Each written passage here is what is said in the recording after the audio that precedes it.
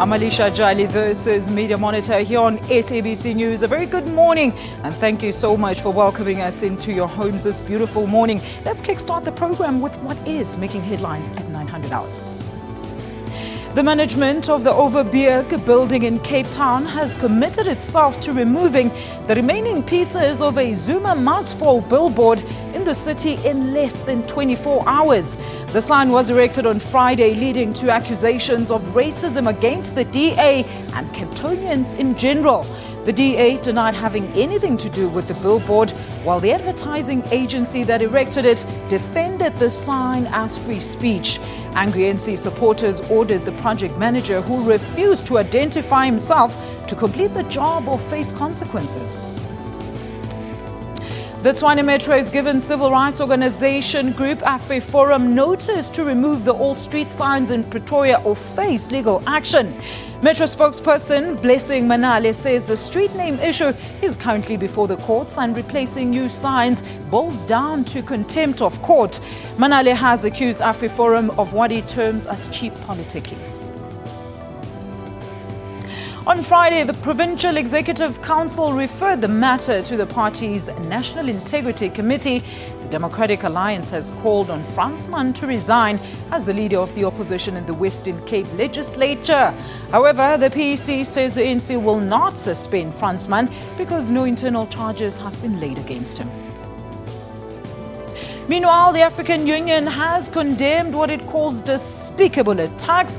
AU Commission Chairperson Nkosazana Dlamini-Zuma says she has learnt with dismay about the attacks for which Al-Qaeda has claimed responsibility. She has reiterated the determination of the AU to continue to support Burkina Faso in its efforts towards reconciliation and reform. The Americans are to be exchanged for 7 Iranian nationals jailed or accused of sanctions violations in the United States. Now, the move comes after the lifting of international sanctions against Iran. Around $100 billion of frozen assets have been freed, and Tehran will now be allowed access to world oil markets. All right, let's now have a quick look at some of the front pages of our Sunday newspapers. There's the Sunday Times, and it's leading with a story about a penniless millionaire who was awarded a total of 9.6 million rand in 2 separate damage claims against the Road Accident Fund in the Eastern Cape, as well as the Department of Health in 2013. The City Press there is leading with a headline about the government's drastic steps to revise ousted Finance Minister Nhlanhla Nene's medium-term expenditure plans as the economic situation has become more dire since his presentation in October. There's a Sunday Independent, and it's leading with the headline about President Jacob Zuma's complaint of unfair criticism directed at him for being uneducated, saying he would spill the beans on the people because he knew who they are.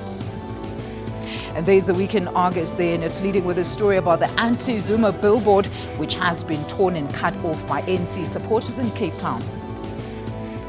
The Sunday Tribune is leading with the story about Finance Minister Pravin Gordhan, former SARS Deputy Commissioner Ivan Pillay, as well as the former head of the unit known as the National Research Group, Johan van Lochenberg, who have resigned, and they want now a judicial commission of inquiry so they would be able to clear their names in the SARS Rogue Intelligence Unit's allegations.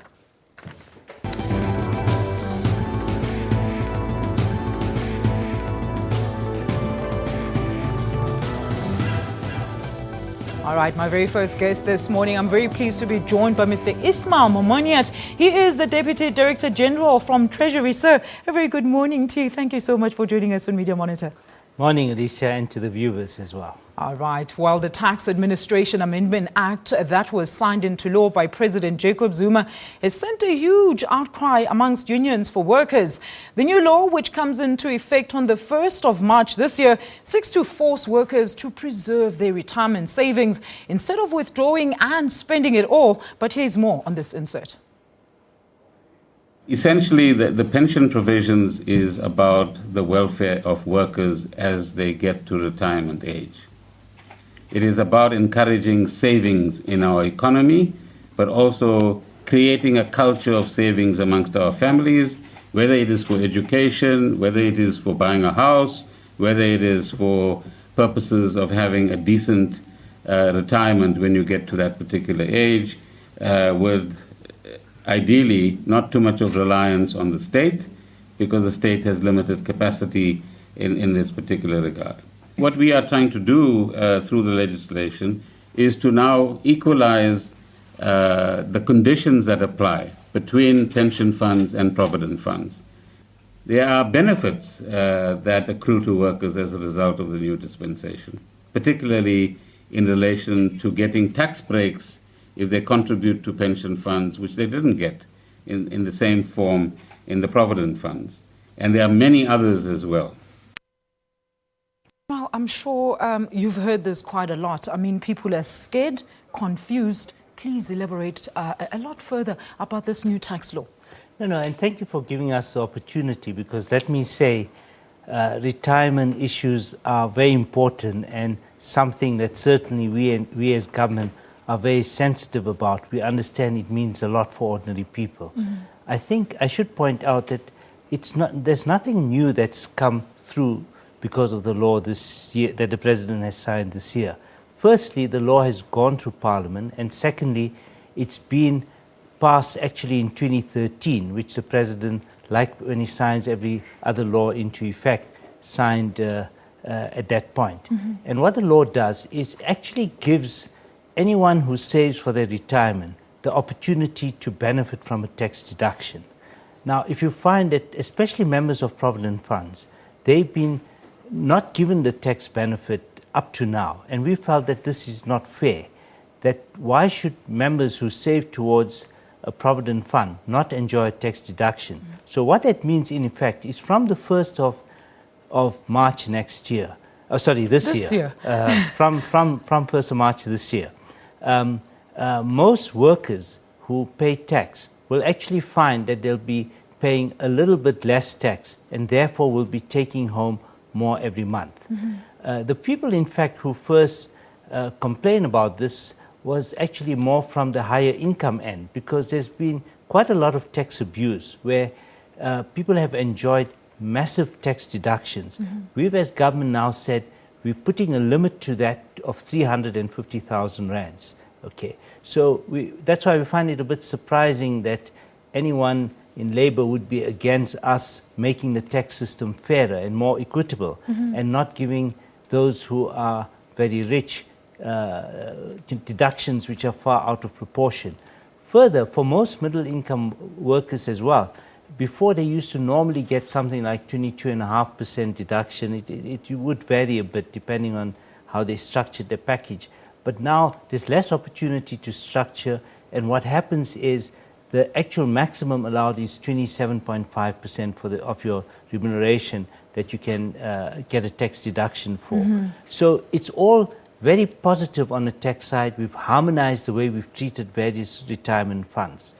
And most people, frankly, once 1st of March comes, nothing's going to happen. And but by the end of the month, they're going to find that they actually have more money. Mm. And let me say, even in terms of the labor federations, 2 of the labor federations are supportive of these reforms. Look, we're going to talk about that. But, Ishmael, a lot of people want to know, it's my money. Why is government dictating how I should spend it and how much I should receive? No, absolutely. They're right. It is their money, and government's not taking away their money. So what do? They have a choice. They decide, do they want to put away money for retirement towards a provident or pension fund? Mm-hmm. And if they do, government's saying, please do more of it, because we want to actually give you, let you pay less tax as a result, okay? But if they take that choice, what government is saying is that in giving you that benefit, we don't expect you to take the money in one go and blow it when you retire. Mm. What we want you to do is to take a third as your cash lump sum, but the 2/3 we want you to invest it, okay? We want you, and to then get a monthly income. Because what we find is there's lots of stories of people who get the entire amount as a lump sum. Suddenly they have lots more friends, lots more relatives, and before you know it, the money is gone. And they end up being poorer than what they had planned. So you certainly don't want people to get there. So now, Ishmael, explain the debacle here. Why was COSATU against this move? Okay. Well, the other core issue then is what we call that annuitization, where we're saying that, look, we want to in future limit your cash withdrawal to a third and not the entire amount, okay? And the rest of the 2/3 you put into an investment where you get a monthly income. That is where COSATU had some reservations. But let me say, up to 2013, when we consulted them, COSATU was made aware, they were consulted. Most of the federations, in fact, wanted some further reform. So, for example, the labor federations wanted us to criminalize the practice where an employer takes your pension or provident contribution and doesn't hand it over because they're experiencing financial problems. That is now a criminal offense, and that the union strongly supported. When COSATU had reservations in 2014, we delayed this measure. It was supposed to come into effect last year in March. I remember, yes. We delayed it by a year. Okay. Why and though? A lot of people are saying there was a lot of problems, and have those problems then been resolved now that it's been signed into legislation, Ishmael? Well, at that time, remember, some people were resigning. And of course, the strange thing is, if you're a member of a pension fund, whether it's a GPF or any pension fund, very little has changed. Now, what we found was public servants were resigning, okay? But we think that they were resigning, and it coincided with this reform.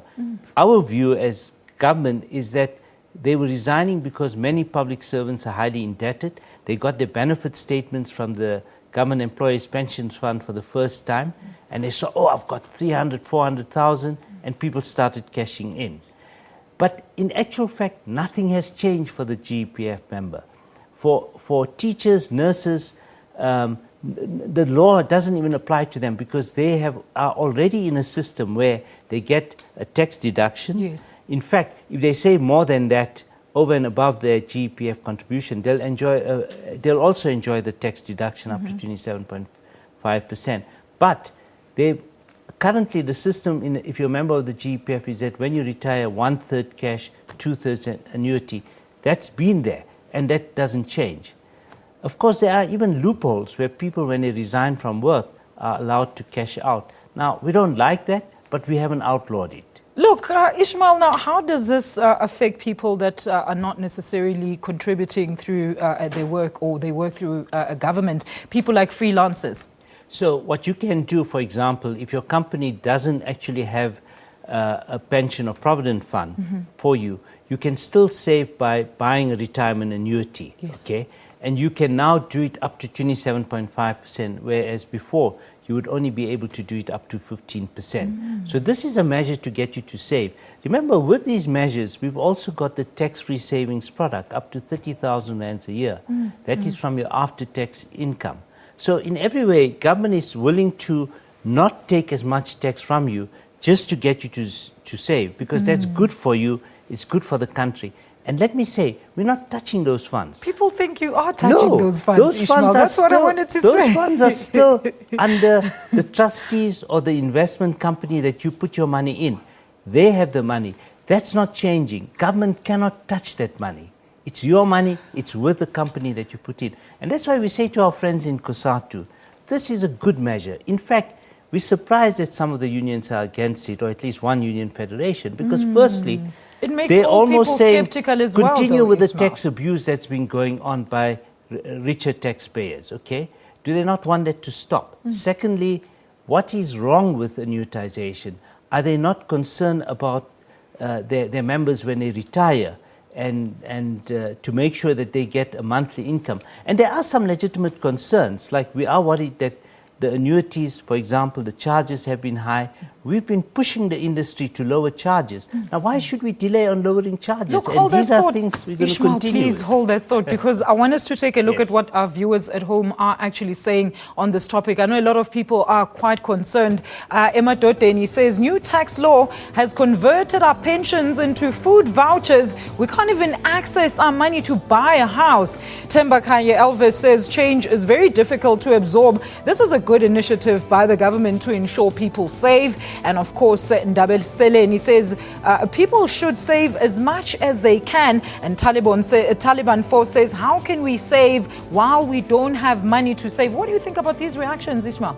It seems like people are for it and some are actually not even clear of what this tax law is supposed to do. Look, there's some definite issues there. I mean, most people may not feel that they have enough money to save. Yes. So that's one set of problems. Many people may be indebted and they need to deal with those problems. But to the extent that people save and want to enjoy the tax deduction, government is saying we're helping you, but we do want you to save in a particular way. If you want access to your money at any time, use the tax-free saving. So that's from your after-tax income, 30,000 rands a year you can put in. You can take that money out at any time. All right. Well, you did hear it from Mr. Ismail. He says that government is not touching any of that money. It's still your money and you can have access to it. It's just about when and how much. Well, we're going to have more on this discussion after this short break. Do stay with us.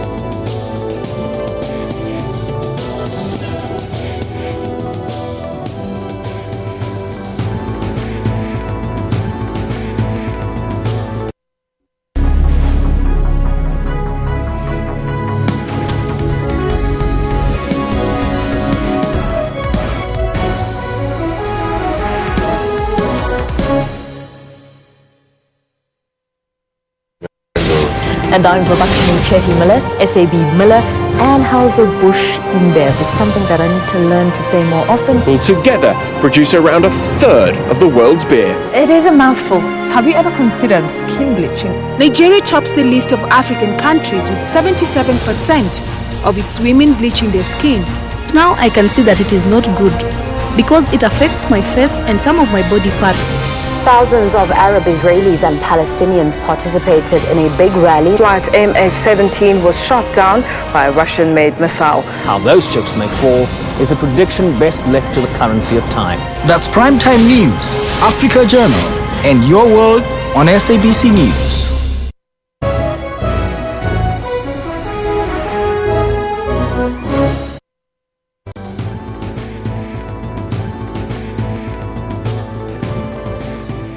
Welcome back. We are now very pleased to be joined by Ms. Mahlatsi Gallens. She's SABC Radio Deputy Political Editor. Thank you so much for joining us. And we are still with Mr. Ismail Muminyat from Treasury. And remember, you can continue sharing your views on our discussions on our social media page at SA Media Monitor. But first, let's take a quick look at this insert and then we'll continue with our discussion.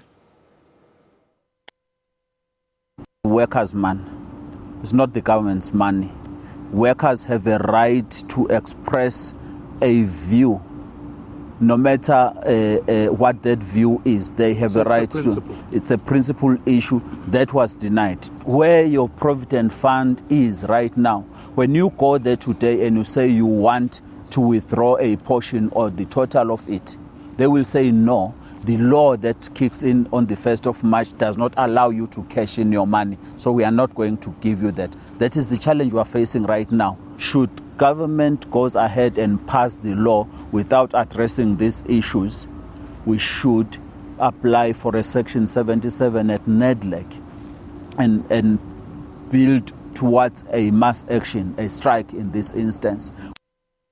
Mahlatsi, Ishmael says that COSATU was briefed about this and, they've ironed out some of the issues. But looking at that reaction from Mustuma, what have you uncovered in terms of what the Labour Federation actually thinks about this law? Well, COSATU is very unhappy with this law. They have been unhappy with it from the word go. And basically what they are arguing is that when it was actually put on ice and negotiations were supposed to happen at NEDLEC, there was a meeting or two and they were supposed to come back and reconvene, but that never happened. And then instead it got signed into law weird time, festive season, when everybody's already on holiday, and then come January, they were then shocked by this law. But obviously, you speak to COSATU and a lot of their affiliates. They're very unhappy with this. And I think also, you know, from government point of view, it seems that nobody seems to be very clear about what this law is actually supposed to be doing. I mean, listening to Ishmael and listening to what COSATU is saying, two different points. And obviously, you would need a labor federation like COSATU to sell this to their members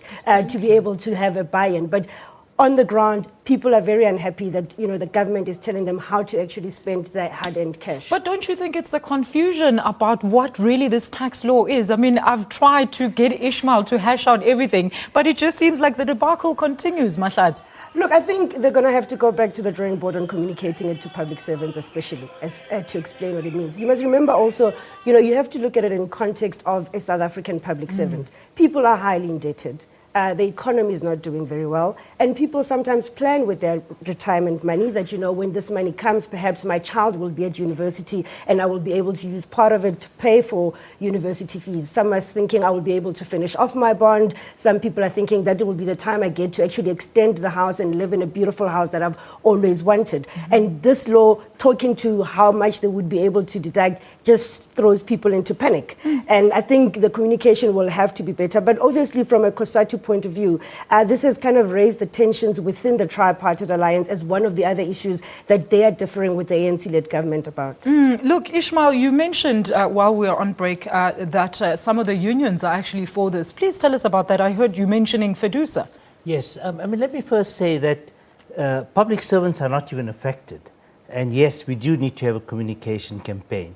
And let me say that certainly in the last 3-4 years, we have had over 40 meetings with labor federations and NEDLAC. Okay. Even last year, we can tell you the number of meetings. COSATU was also in Parliament. And I think that to suggest that the law just got signed is actually far from the truth. Because what actually happens is it's been through Parliament, there were hearings, they asked COSATU to come forward, they heard the arguments, and basically even the committee felt that the benefits are so overwhelming that we need to proceed. And let me also... Maybe we should highlight those benefits. Yes, and let me say that this was actually passed in 2013. It was already delayed. So even if the president didn't sign this into law, that law actually would still take effect on the 1st of March. The only change there is to take COSATU's concerns into account. The amount to annuitize, the minimum was 150,000. It's now 247,500 rand. Secondly, vested rights are recognized. So all the savings that members have made up to 1st of March this year is in terms of the old rules. When they resign, they can cash it out fully, okay? As they can do with the new savings after 1st of March. Secondly, most workers would only reach the minimum of 247,500 rand after 5 years or never, because most workers, in fact, don't even get their savings up to 70 or 80,000 rands. So we've accommodated, certainly the parliamentary committee went out of its way, in my view, to accommodate COSATU's concerns, to the point where we also said the law will be reviewed after 2 years to look for any adverse impacts. And to the point where the other labor federations have come out in support of this law because they know that their workers are actually going to benefit from the tax deduction. But Ishmael, here's an interesting question that Mahlatsi brought in here. Do you then have the option for the less tax option or take the full amount? Is there anything like that with this new law? Look, that depends a lot on where you work. For example, in many places where you work, there's already an industry fund that may be there and you're forced to be a member, which is a good thing, let me say, okay? So it depends on the type of fund you have. Some of it is more discretionary, some of it is less. But your fund itself can take those issues into account. If members, for example, feel that they want access to some more funds, as I said, you can play between the tax-free saving and the contributions towards your pension or your provident fund. You see, Mahlatsi, now, how do we then rectify where COSATU is coming from? Because, I mean, here's Ishmael saying that they've been through the process. They really know what's going on. Is this now not confusing workers and members? I think workers are very confused, and that's why I was talking to a serious communication drive across the sectors that are actually affected. That needs to happen because everybody has a different interpretation of what it actually means. And obviously, if you're talking about hard-earned cash, emotions will rise. True. And, you know, it is important to explain, you know, systematically to people how this would actually work. And I think that's going to be the big challenge for Treasury. But I think the bigger issue is around the savings. You know, as a country, we are not a savings nation. I think Treasury is trying to say that, you know, we need to be saving a bit more. But with the economy where it is, people are left with very little to actually save. And, you know, retirement is that prospect of some money that you actually have. So it's about how do we re-educate South Africans to say the little you have, please put it aside, because at the end, government is also trying to ensure that people do not become a burden on the state. But now, how are you going to sort out the communication issues? We will still engage with COSATU because I think, like Mahlatsi said, it's quite important that when we put across a message to the people out there, that we go with a united message. Absolutely. I think that to scream fire and so on would just scare people and cause so confusion. And frankly, at the best of times, people actually take very little interest in what's really happening to their funds. So the big shocks that we're worried about is like the high charges on funds. It's actually a disgrace. And that's why we've said to the industry and to administrators of pension funds, including in the unions, ensure your guys are securing the best deal for your members. Let's act in the interest of members. And what we need is a massive communications drive, and Treasury is ready for that. But we would like COSATU, all the union federations, business, everyone to come on board, because we think this particular provision is actually good for people and good for the country. Ishmael, you only have 1 month now to do that. It is almost the end of January. But let's find out what the people at home are actually saying on this matter. Hlonyin Tetanyane says, don't worry about Stumo. Lutuli House will give him a dose of tranquilizers and will calm down. He knows the value of compliance. Thank you, Hloni, for that comment there. Freaking Dalingebo says, noises from COSATU on this will die down in the next 14 days. Like on e-tolls, life will go on. Stuma will campaign for the ANC. Sfunugwazi News says COSATU leadership is trying to be relevant and look radical. Very quickly, your comments before we go, Ishmael. Look, I don't want to comment on the politics, but I do think that we can deal with the concerns COSATU has. Like any measure, there's always some minor negatives. It depends on your particular profile. Just and like the e-tolls. You know, how do we deal with those concerns is something that we're open to and we want to continue to engage on. All right. Well, thank you so much. I'd like to now thank Mr. Ishmael Mamoniat, is the Deputy Director General from Treasury, for joining us this morning and, of course, giving us the full scope of how the new tax law will affect pensioners. Well, could the Fees Must Fall campaign also be one of the causes that voters deter to vote for the ruling party during this year's municipal elections? Stay right there. We're going to be unpacking that after this.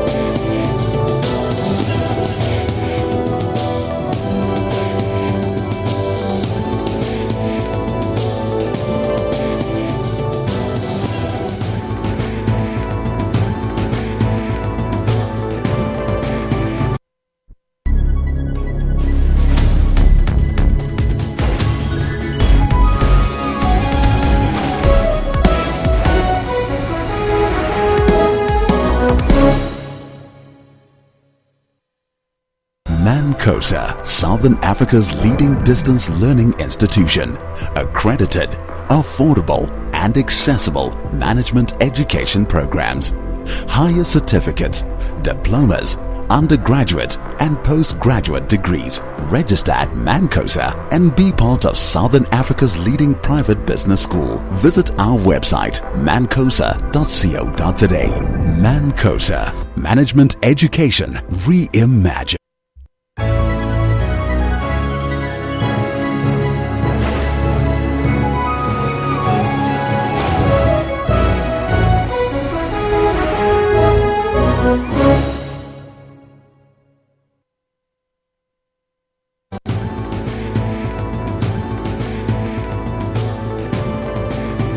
Welcome back. You're still watching Media Monitor and we're still with Mahlatsi Gallons. We are looking at the Fees Must Fall campaign, but before we delve into our discussion, here's more on this clip. As SRCs, we're saying ours is not to render these institutions ungovernable. We're just merely asking for our demands to be met in order for every academically qualifying and deserving student to enter institutions of higher learning.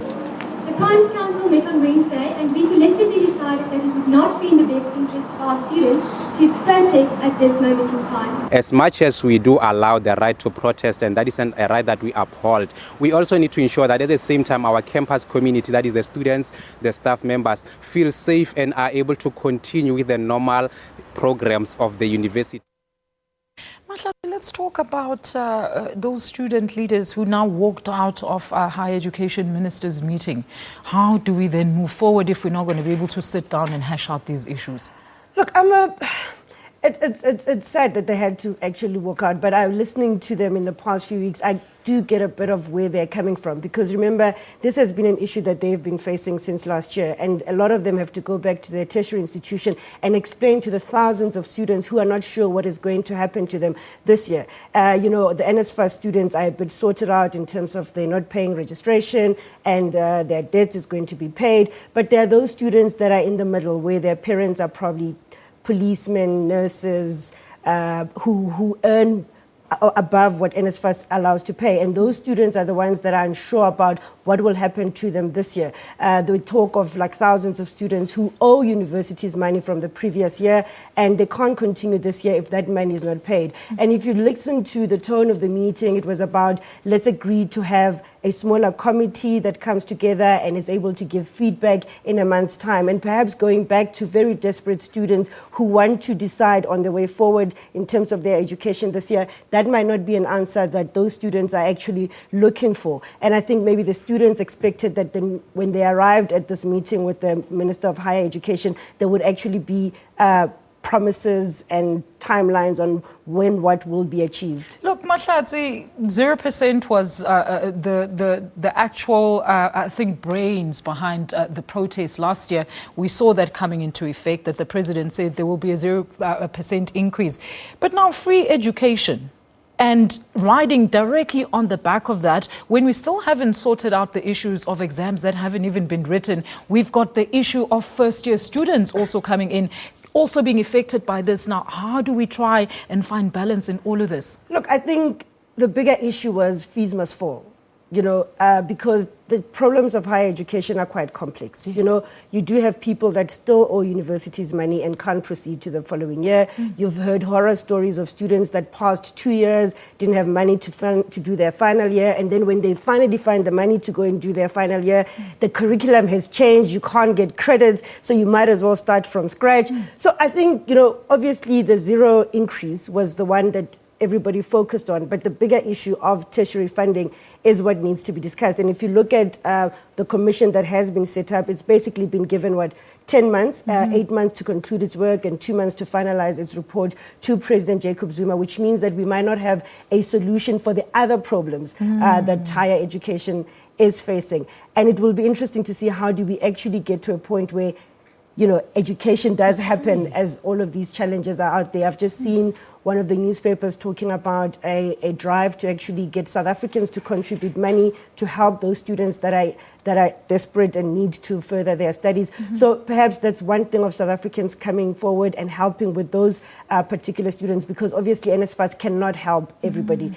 We have accepted that, but also we know that there are those who have finished their studies and are working and are not paying back their debt. So that would also help in terms of increasing the NSFAS pool. So it will be quite interesting to see how do we actually move forward. But both sides, the students and the minister, have said that they're willing to go back to the negotiation table. So hopefully those talks will happen and some temporary measure will be found. Look, Mahlatsi, is 16 billion rand not a temporary measure enough for 2016 while we try, as government has said, to find new ways of course, finding a funding model for these universities? And that's what I'm saying, that, you know, from those that are benefiting from NSFAS, they are pretty much covered. You know, it's those ones that are beyond the NSFAS, those ones whose parents, you know, earn a little bit more but cannot afford to actually pay the high tertiary fees. So that's the challenge. What to do with those students who still owe, want to proceed, have passed, or those that can't get their certificates because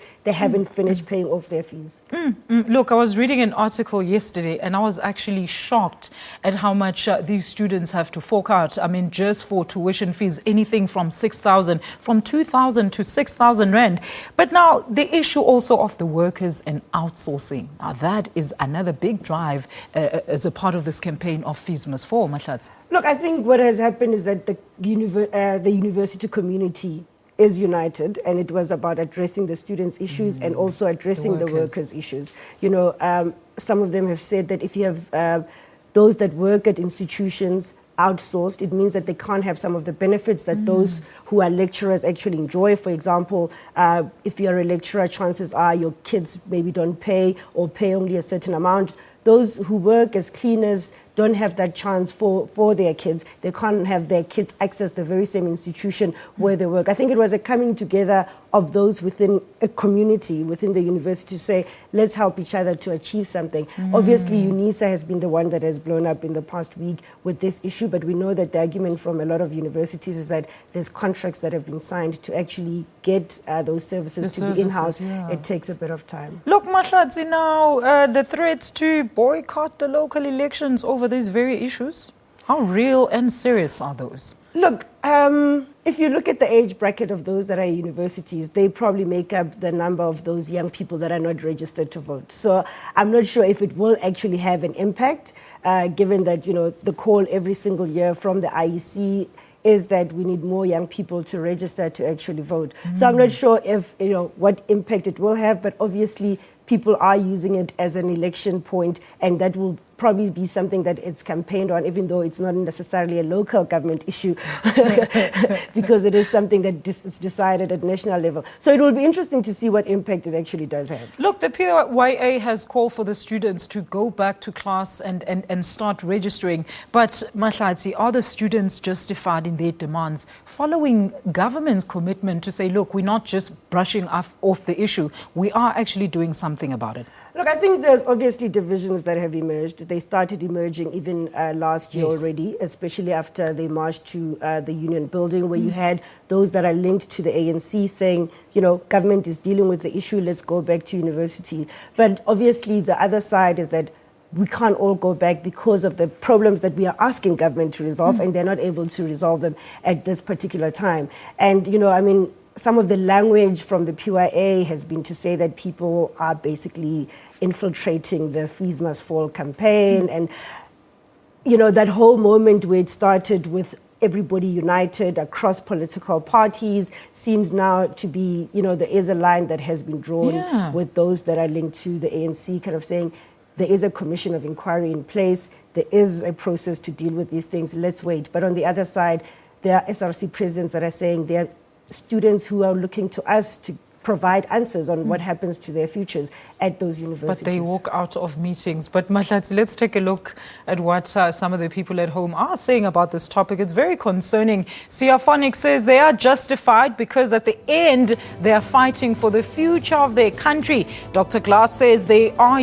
there too, cause disruption because they get paid to cause disruption and walkouts. We don't know about that, Dr. Glass. James Hayes says, sadly, a standard student response, they want change but refuse to do the one thing that can do just that. Manda Maseta says, if an entity like #SAA can receive billions of rands in bailouts, free education is also possible. Mazwai Voklega says free education is possible. How many billions have been corrupted in this country? You tell me. Tataka Boy says, last but not least, to a certain extent, yes, there is so much irregular spending in government that money can be directed into education. Very interesting views indeed. Will the youth now go out in numbers to register for this year's municipal elections? We'll have the answer shortly after this. This is Media Monitor. Do stay with us.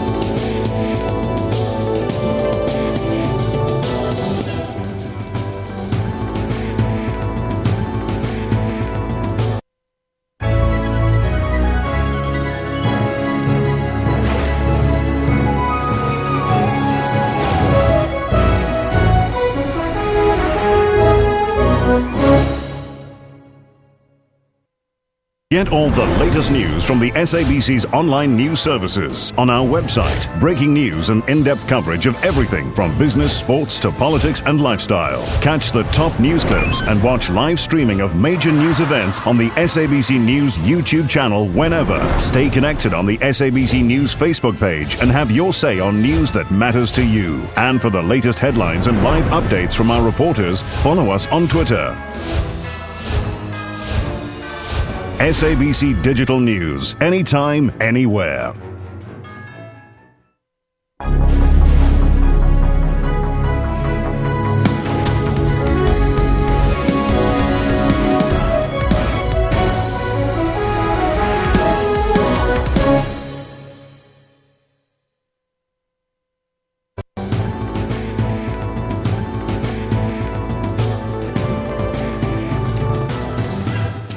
You're watching Media Monitor. Welcome back. Remember, you can still share your views on Twitter on our discussions today. Now, the first voter registration weekend for this year's municipal elections will take place on March 5 and 6. The date for the elections is the prerogative of newly appointed Cooperative Governance and Traditional Affairs Minister David van Rooyen. We're now pleased to be joined by Mr. Aldrin Sampier. He's an SABC reporter who was covering the launch of the IEC. Aldrin, highlight the major changes announced by the IEC and tell us what can we expect for these elections. Well, good morning and thanks for having me.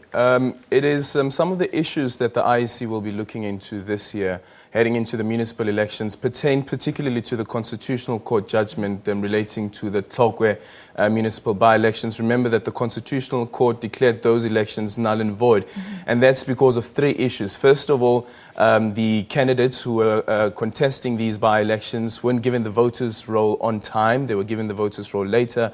The voters' roll that they got was a voters' roll that didn't have the details of the electorate. And then the other issue is that the concerns raised by some parties that people could have been bussed in the Tlokwe municipal by-elections because what the IEC didn't do was to ensure that people are voting in the correct district where and where they were registered. Yeah. All right. Now, I know they also spoke about some of the challenges that we must expect going into this year's municipal elections. Elaborate further on the demarcation issue. The first one, with regards, most of the issues are with regards to the addresses of people.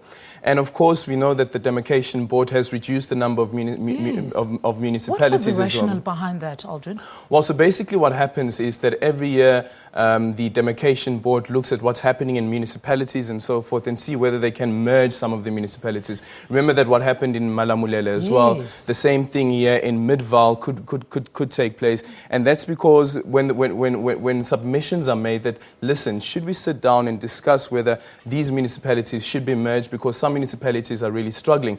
Look at what happened in the city of Tshwane. It's currently the biggest municipality in the entire continent.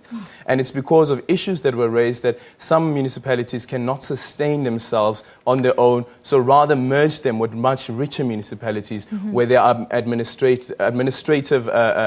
administrative rules are in place to ensure that the municipality runs efficiently. So some residents, of course, are opposed to those decisions that were taken, and of course we know that the DA as well has launched court cases, and some of those cases are still in front of the court. We're still waiting for court rulings on those issues, and that's this concern raised by the IEC that this could impact on the municipal by-elections, on the municipal elections rather. Look, they did say that their ethics and fundamentals are still very solid. Tell us a bit about that. Do you think we're going to have credible elections from what they said? Well, the IEC has that reputation, or a reputation of being an institution that delivers free and fair elections. It has had that for many, many years, since 1994, to such an extent that it is an observer as well when it comes to elections throughout the continent. Yes. It's invited to come and help other electoral commissions throughout the continent when they have their elections as well. But the thing is that with the 2016 municipal elections is that it is a really, really tough one for the IEC, particularly because what has happened in the past few years. Let's start from 2014. Pensi Tlakula, there was a court case. Remember, she's the former commission chairperson of the IEC. Opposition parties launched a court case to get her dismissed. Eventually, she resigned. She's no longer the chairperson of the IEC. President Jacob Zuma announced Glenn Mashinini as the new commission chairperson. Opposition parties have raised concerns because Glenn Mashinini used to be President Jacob Zuma's advisor. And speaking to the EFF at the municipal at the launch of these elections, of the election campaign, saying that for them is still a concern. They don't believe that the IEC will be able to deliver free and fair elections. That's what Musa Maimane said just yesterday, I think in one of the comments that he was making, saying that, yes, the IEC can promise us that, but we're not really going to get down to the root of these problems because they're going to reoccur again. So are we going to hear rumors and people stealing ballot papers and all those things that come with elections? And that's the problem, considering how many people will be working for the IEC. Over 50,000 additional people will be brought in to help the IEC through only the registration process. Imagine many more might still come on board. And the other issue raised by opposition parties is that the people who are appointed to be presiding officers at these elections, how sure are you that they will be able to uphold the constitutionality of what the IEC stands for and ensure that there's free and fair elections? Of course, they do go through training, but there are concerns raised by opposition parties, particularly that some of the presiding officers are teachers who are some members of SATU, which is a member of COSATU, which is an affiliate of the Tripartite Alliance led by the ANC. Oh, very interesting indeed. But now, Aldrin, I asked this question earlier on. Did the Commissioner address the threats of boycotting elections because of the Fees Must Fall campaign? Well, I don't remember that issue coming up, but there is that concern around young people not participating in elections. About 6.9 million eligible young people below the age of 30 who are not registered to vote. And that's the campaign that the IEC will be driving out now to ensure that they entice those young people to join in and participate in these elections. All right. Any extra measures announced on how to now look or make sure that the elections go on smoothly? Well, of course, security is quite important going into elections, but we haven't heard as yet. I mean, what there's security... 22,000 voting stations. I mean, Aldrin, across the country. That's a lot. We still have to wait for when Minister van Rooyen announces or proclaims the electoral date, and only after that will we see a task team come together, all the various departments come together, sit down and clearly map out what it is that they should be putting in place. And remember that because of the elections, what happens before the elections normally, you get a lot of protest, service delivery protests that will be happening. Remember what happened in Bekkersdal as well. Yes. So that's some of the issues that the IEC will be looking into. But unfortunately, right now, they can't do anything about it up until the date has been proclaimed, and then sit down with the security cluster as well as how do you ensure that those voters who will be going out to vote do so safely and feel that they can deliver free and fair elections. All right. Well, Aldrin, I know you're going to be covering these elections, so we'll definitely be checking in with you to see what's happening. Well, we're going to take a quick look at some of the tweets before we say goodbye to you today on this topic. All right, we do not have tweets, unfortunately, but Aldrin, thank you so much for joining us this morning. We'd like to thank all our guests for partaking in our discussions this morning. We are back next week, same time and place, for another riveting installment of Media Monitor. We are available on YouTube for any program repeats. We're on Facebook and even Twitter. I'm Alicia Jali, watching SABC News. Goodbye.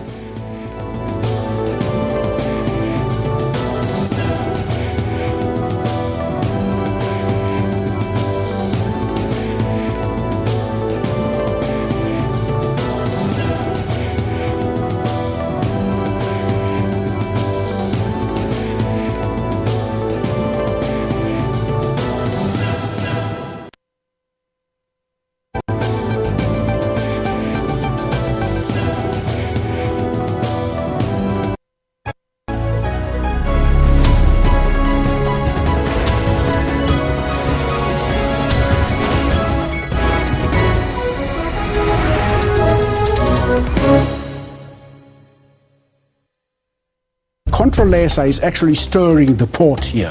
I'm sure they've been consulted as Controlesa. They did not see a snake. Now that in certain areas there are certain benefits that might possibly be accruing, there is a snake, now we need to reverse the process. I agree, but it is not above the sovereignty of the people. The very same court you're talking about. The sovereignty of the people, probably you should explain that to me. The sovereignty of the people is above everything. It is not proper the way facts are presented to the public. Are you in contact with Kgosigolo Motshodi? He was kicked out by the court because he wanted to be amicus curiae. For your weekly dose of all things legal, join Dumile Mateza every Sunday at 2 p.m. only on SABC News Channel.